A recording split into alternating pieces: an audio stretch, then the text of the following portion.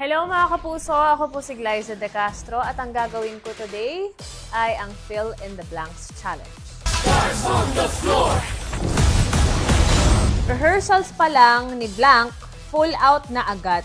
Actually, lahat sila, pero recently kasi si Joshua yung talagang full out na. Hindi siya nagsasalita, pero full out na siya.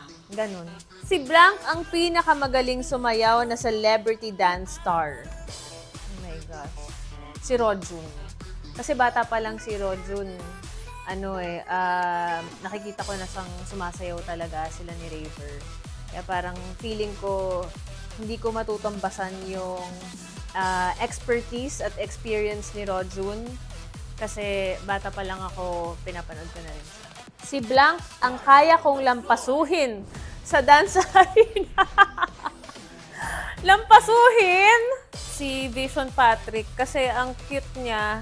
Yung parang, ang nipis niya, ganon. Tapos, hindi sa dance skills sa size na lang, ganon. Ito, face card pa lang ni Blank, laban na laban na. Siyempre, si Flamara yan. Si Faith.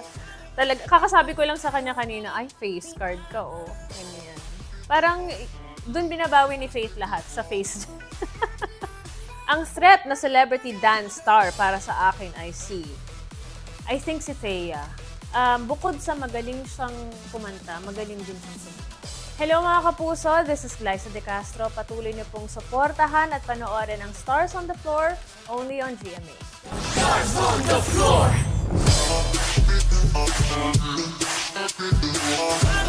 Happy,